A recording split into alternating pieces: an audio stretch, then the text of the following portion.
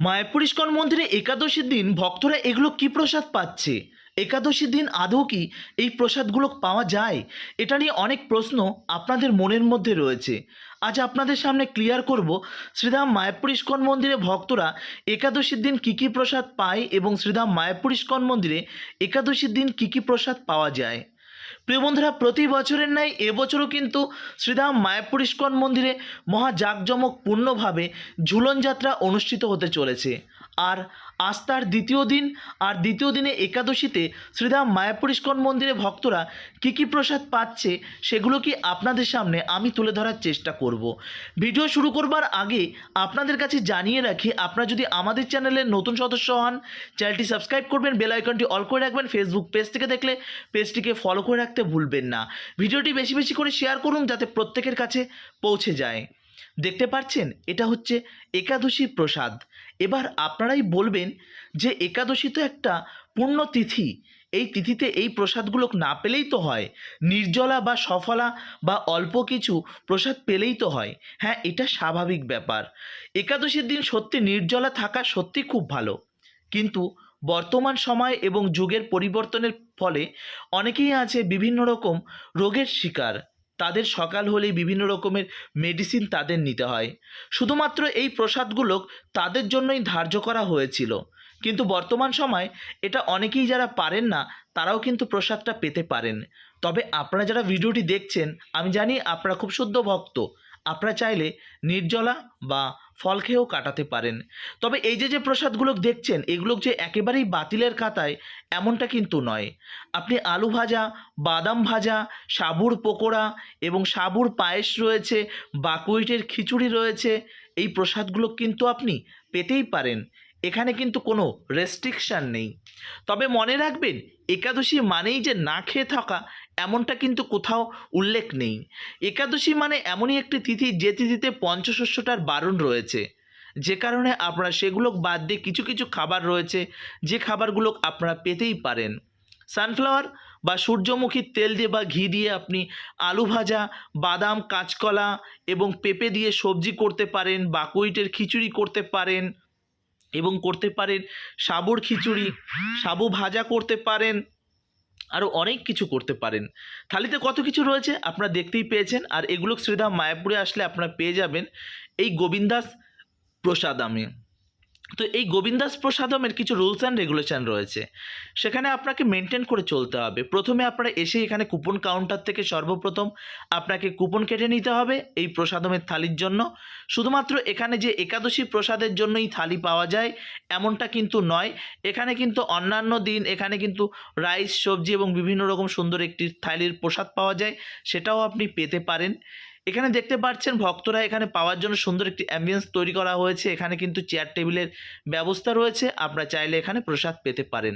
তবে একাদশীর দিন আপনারা আবেগের বশে যারা কখনো একাদশী করেননি বা এই জাতীয় খাবার খাননি, তারা দয়া করে নেবেন না। তাদের অবস্থা ঠিক এমনটাই হবে। আপনারা এগুলো নাড়াচাড়া করবেন, আপনারা হয়তো খেতে ভালো লাগবে না। তার জন্য বলছি, আপনারা যখনই আসুন না কেন একাদশী তিথিতে অল্প নিন, প্রসাদ ট্রাই করুন, ভালো লাগলে দ্বিতীয়বার নেবেন। কেননা আপনাদের কাছে সব জিনিস যে ভালো লাগবেই এমনটা কোনো কথা নেই। দেখতে পাচ্ছেন এখানে রয়েছে বাকুইটের খিচুড়ি, রয়েছে পেঁপে, আলু, কাঁচকলার একটি সবজি রয়েছে এবং রয়েছে আলু ভাজা, রয়েছে সাবুর একটি সুন্দর পায়েস রয়েছে, আরও অনেক কিছু আপেল রয়েছে এবং ফল রয়েছে। যাই হোক, এমন অনেক কিছুই কিন্তু আপনারা পেয়ে যাবেন।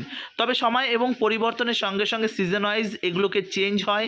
কখনো কখনো সবজির পরিবর্তন হয়, কখনো কখনো এগুলো অন্য অন্য রকমের ভাবে বিভিন্ন রকমভাবে আলাদা আলাদা হয়ে থাকে। যাই হোক, আপনারা যারা এবছর শ্রীধাম মায়াপুরে আজকের দিনে একাদশী তিথিতে শ্রীধাম মায়াপুরে এসেছেন, তারা কম বেশি হয়তো এই একাদশী প্রসাদ সম্পর্কে আপনারা অবগত হয়ে গেছেন। আর আপনারা যারা আসেননি, পরবর্তীতে একাদশী তিথিতে আসলে অবশ্যই এটা ট্রাই করার চেষ্টা করবেন। আশা করি আপনাদের ভালো লাগবে। সবারই যে ভালো লাগবে এমনটা কোনো কথা নেই। তবে আপনারা যারা এখনও বলছেন যে একাদশীতে আদৌ কি এই খাবারগুলো খাওয়া যায়, তাদের বলবো অবশ্যই খাওয়া যায়, 100% খাওয়া যায়। এটা হচ্ছে গদা ভবনের দিকে যেতে সর্বপ্রথম আপনারা দেখতে পাচ্ছেন গদা ভবনের যে রাস্তাটি রয়েছে, এই রাস্তাটিতে যাবার পথেই প্রথমেই আপনাদের পড়ে যাবে এই গোবিন্দাস প্রসাদম। এই গোবিন্দাস প্রসাদমে একাদশী প্রসাদের পাশাপাশি এখানে কিন্তু আপনি বাড়িতে নিয়ে যাবার জন্য অনেক শুকনো প্রসাদ রয়েছে। এছাড়া রয়েছে এখানে বিভিন্ন রকম ফাস্টফুড, যেমন ধোসা থেকে শুরু করে চাইনিজ থেকে শুরু করে অনেক কিছুই কিন্তু আপনারা এই স্থানে পেয়ে যাবেন। যাই হোক, আপনাদের কাছে অনুরোধ থাকবে আপনারা একবার হলেও এখানে ট্রাই করবেন। প্রিয় বন্ধুরা, আপনারা জানেন যে ঝুলন যাত্রা উৎসব চলছে, সেই কারণেই কিন্তু শ্রীধাম মায়াপুরে অনেক অনেক ভক্ত এসে উপস্থিত হয়েছে এই ঝুলন যাত্রা উৎসবের জন্য। যাই হোক, একাদশী তিথি আর অনেকেই চায় গঙ্গা স্নানের জন্য। আপনারা জানেন যে গঙ্গার জলটি বেড়েছে শ্রীধাম মায়াপুর নবদ্বীপে, তার জন্য আপনারা যখনই গঙ্গা স্নান করতে আসুন না কেন, কিছু রেস্ট্রিকশান রয়েছে, কিছু নিয়ম রয়েছে, সেগুলোকে আপনারা মেনে চলবেন। দয়া করে গঙ্গার বেশি ভেতরে যাওয়ার চেষ্টা করবেন না। যে কোনো মুহূর্তে যে কোনো ধরনের বড়সড় আপনার সঙ্গে দুর্ঘটনা ঘটে যেতে পারে। তো যাই হোক, আপনি যদি কোনো বড়সড় দুর্ঘটনায় জড়িয়ে পড়েন, আপনার ফ্যামিলি সাফার করবে, এর জন্য আমরা হয়তো 1-2 দিন হায় হতাশ করব। তার জন্য আপনার সাবধানতা আপনাকে কিন্তু বাঁচিয়ে ফিরতে পারে এবং আপনার আনন্দ যেন আপনার পরিবারের নিরানন্দের কারণ না হয়ে দাঁড়ায়। যাই হোক, প্রত্যেকেই গঙ্গা স্নান, প্রত্যেকেই বলবো না, কিছু কিছু ব্যক্তি আছে যারা গঙ্গা স্নান করতে এসেছে একাদশীর দিন। আবার অনেক ভক্তরা এসেছে শ্রীধাম মায়াপুরে আসলে তারা গঙ্গা স্নান করে থাকেন। এবং আজ ঝুলন যাত্রা মহা উৎসব, তো আজকে এখান থেকে আপনাদের নিয়ে যাব ঝুলন যাত্রা যেখানে হচ্ছে সেই স্থানও কিছুটা দৃশ্য আপনাদের দেখাবো। আশা করি আপনাদের ভালো লাগবে। বারবার বলছি আপনাদের যে ঝুলন যাত্রা এই মহা উৎসব, আপনারা যারা প্রথম দিন আসতে পারেননি, রাখি পূর্ণিমার পর্যন্ত আমাদের চলবে এই ঝুলন যাত্রা মহা উৎসব। আপনারা অবশ্যই আসবেন এবং এই ঝুলন যাত্রা মহা উৎসবে আপনারা অংশগ্রহণ করবেন।